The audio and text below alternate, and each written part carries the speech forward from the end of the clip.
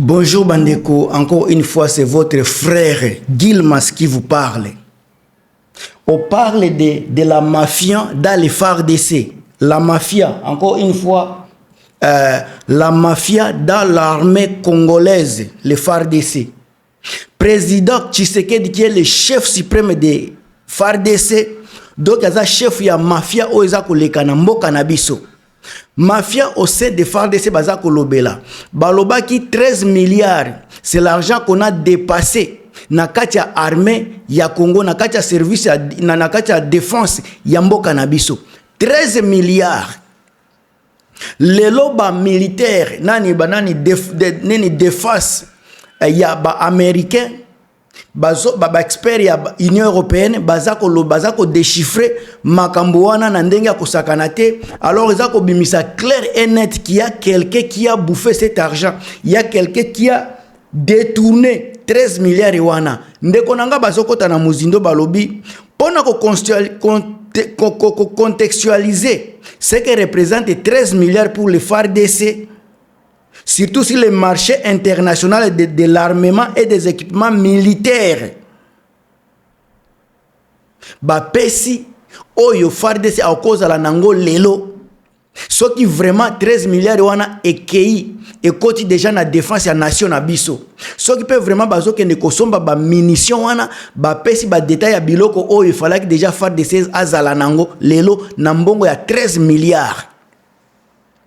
Mais avant na kota kuna bandeko nanga Maman Marie-Antoinette Makayabu oyo aza futur gouverneur ya province ville ya Kinshasa na pesi mbote ya trop gouverneur futur ya Congo central François Mboukou Kassa président ya FMK, le conseiller de tous les conseillers Papa Denis Mpongo bandeko makamuna za koloba bokozo ngo lobby awa bokomona ba vérité o ezako ya déjà bato bazo lobela après Tshisekedi tant bazako bimisa ba détail oyo ezola que ça déjà que quelque chose ya louche ezako se préparer déjà pour na avenir ya lobby na la kisibino présence déjà ne bazo lobela président ya sika oyo akokamba Congo avec ba défi bazako lobela oyo il faut sala na lobaki yango lobby pas parce que naza koloba, c'est parce que naza na ba donné ebele o ezako lakisa déjà que Tshisekedi a kende ki na ye.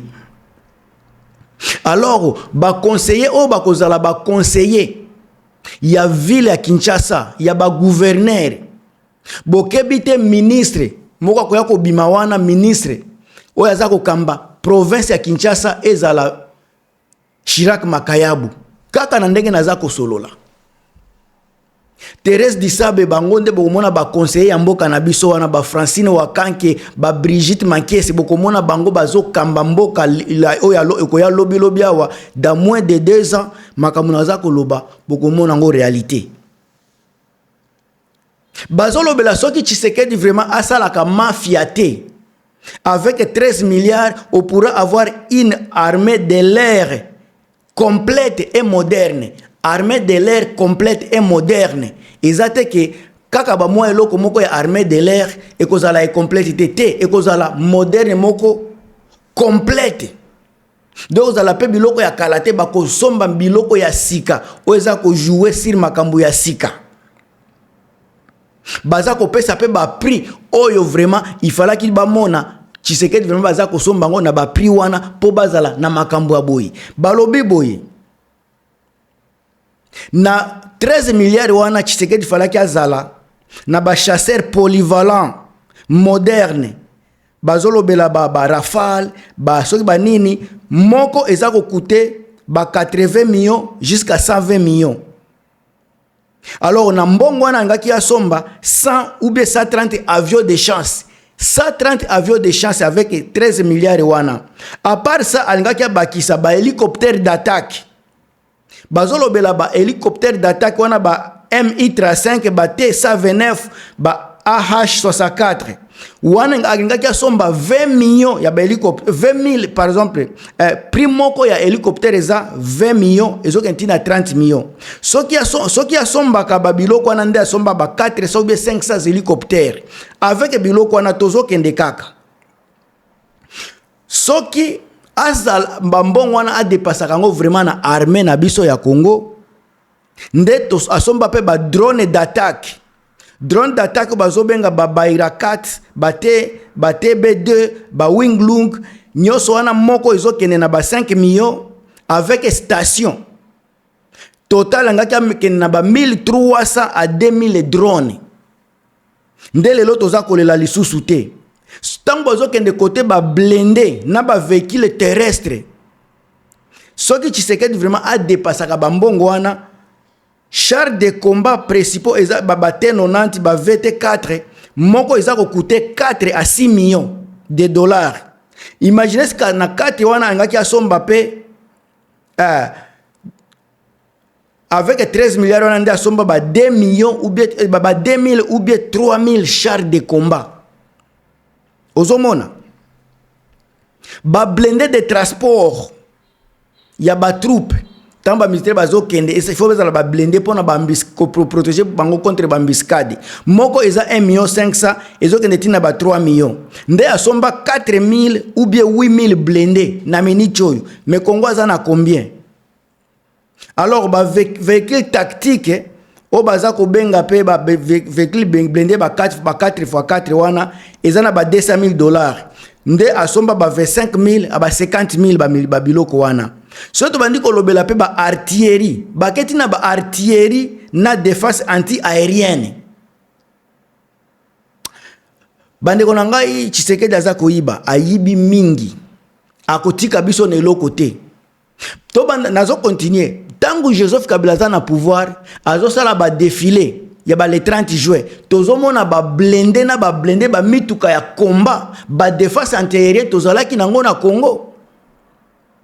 Défilé zé koleka. Mais lelo pourquoi Tshisekedi asala ka défilé te ba 30 juin? Parce que teki biloko yango, babisi biloko yango. Alors, système d'artillerie automotrice wana automotrice wana moko ezokende 4 à 6 millions, mais soki asomba kango nde tozana ba 2000 ou be 3000 canons. Nde ba canons tozana ngo plus de ba 3000. Balas roquette kasi tolobela kango chaque jour. Balas roquette multiple no babenga ka ba LRM, las roquette multiple. Moko za entre 5 na 6 na 10 millions. Nde tozana à peu près ba 1300 à 2500 laser na Congo. Bazolobela ba batterie de défense. Nde lelo tozana ngo ba 40 à 80 batteries à défense complète. Donc ba défense na biso, ya mboka na biso. Mais bozoyo ka bazako détourner ba 13 milliards. Bazako détourner ba 8 milliards ezo kende kaka boye. Mboka na biso eza bolumbu, ezo la telo côté avion ya ba avion ezo leka na sol congolais, mutu ata moko te azo yeba eza avion ya compagnie nini ya pays nini euti wapi ezo kende pe wapi toyeba kate. Soki batiaka pe ba mbongo ngo 13 milliards wana na équipement individuel et munitions pour infanterie tango bazo kende sika na ndenge ya logique sika na bitumba.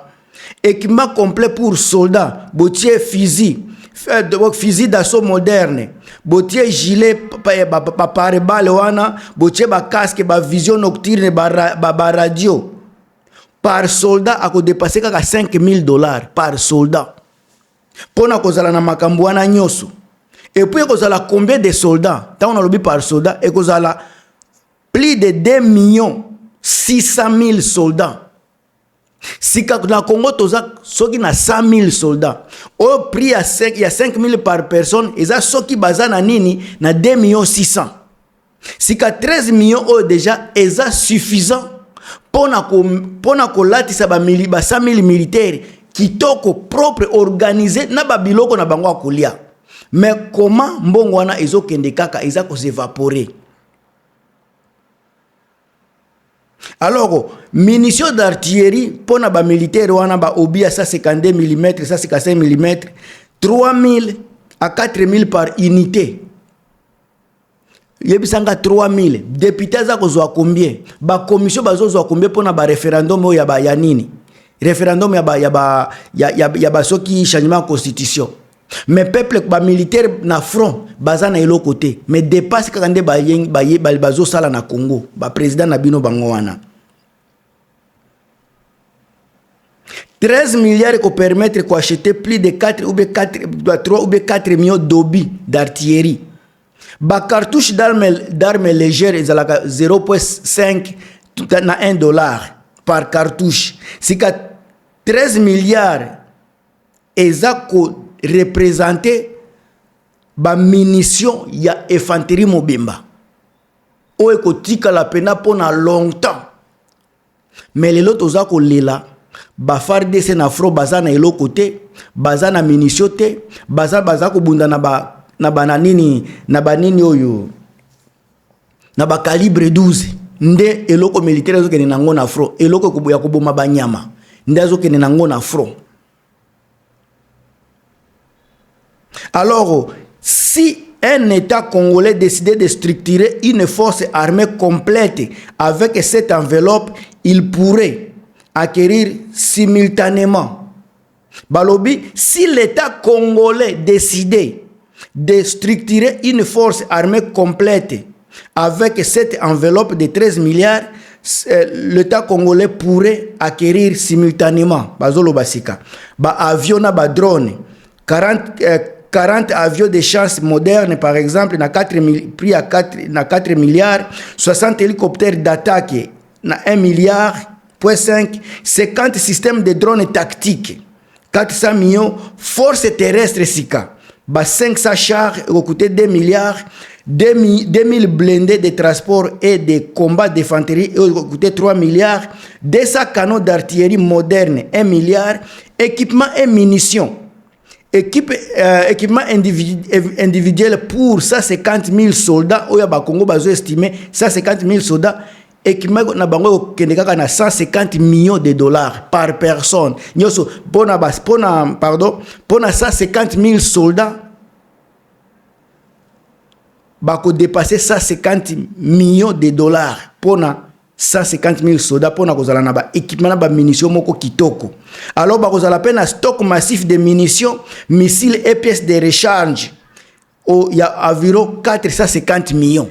Nde eloko baza koloba sikabota la ba militaire na biso est-ce que na force terrestre ngo to banda kata na ba défense ya ba drone na avion est-ce que toza même na 4 avions de chasse 40 avions de chasse toza nango to manquait déjà 40 avions de chasse et 4 milliards 60 hélicoptères d'attaque et 1 500 milliards 50 systèmes de drones d'attaque et 400 millions de dollars.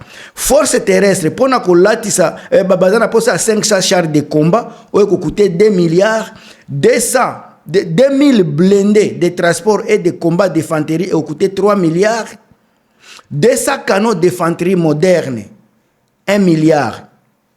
Équipement militaire 150 000 militaires 150 000 soldats dépasse na bango kokende na 150 millions de dollars et puis tokozala na ba stock ya ba munitions ba missiles ba pièces de rechange ya valeur à 450 millions de dollars. Alors est-ce que toza na makambo oyo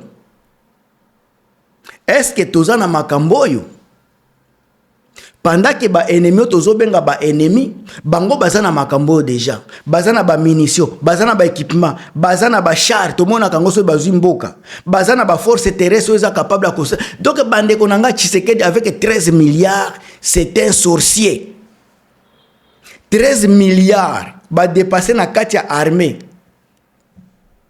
totikala jamais komona tango batinda ka baza ko sokende ko somba 3 drones ba bandi ko ganga 3 drones ndeko nanga bomoni ndenge na détailler ba makambo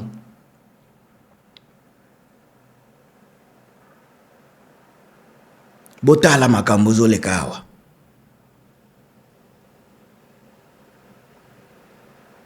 ngana pesi bino makambo Tshisekedi aza kosala pona koboma biso naza ko détailler yango polele si azalaki na bolingo ya mboka si il aimait vraiment le pays bo abanda ko détailler biso soki 13 milliards eke wapi Encore ya kangaka mutu te, bango baza banani ba responsable, baza na droit ya kokangama te, baza ba responsable, baza ba papa ya ba famille, bango baza na droit koyiba.